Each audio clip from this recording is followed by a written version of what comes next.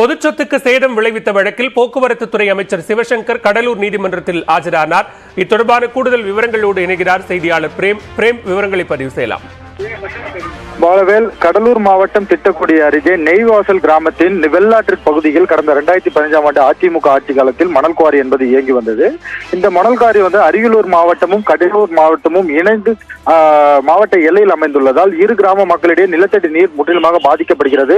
அதிக அளவில் மணல் கொள்ளை நடப்பதாக கூறி கடந்த 2015ஆம் ஆண்டு அப்போது திமுகவின் எம்எல்ஏ, அரியலூர் சட்டமன்ற உறுப்பினர் எம்எல்ஏவுமான திமுக மாவட்ட செயலருமான சிவசங்கர் தலைமையில் 500க்கும் மேற்பட்ட கிராம மக்கள் சன்னியாசிநல்லூர் கிராம மக்களோடு இணைந்து இந்த மணல் குவாரிக்கு எதிராக முற்றுகையிட்டு போராட்டத்தில் ஈடுபட்டனர். அந்த போராட்டத்தின் எதிரொலியாக அப்போது அந்த போராட்டம் என்பது மிகப்பெரிய கலவரமாக மாறியது. போலீசார் தடியும் நடத்தினர்.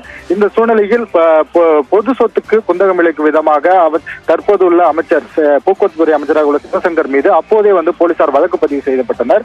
இந்த வழக்கானது கடலூர் மாவட்டம் ஆவினங்குடி போலீசார் வழக்கு பதிவு செய்யப்பட்ட நிலையில் தற்போது கடலூர் மாவட்ட சிறப்பு நீதிமன்றத்தில் இன்று ஆஜராகும்படி உத்தரவு பிறப்பிக்கப்பட்டது. அதன்படி போக்குவரத்து துறை அமைச்சர் சிவசங்கர் இன்று நேரில் ஆஜரானால். ஆனால் இந்த வழக்கு என்பது கடந்த அடுத்த மாதம் ஜூன் 12ஆம் தேதிக்கு ஒத்திவைக்கப்படுவதாக நீதிபதி வனஜா அவர்கள் தெரிவித்திருக்கிறார்கள். இதனைத் தொடர்ந்து தற்போது அவர் நீதிமன்றத்திலிருந்து புறப்பட்டு சென்றிருக்கிறார்.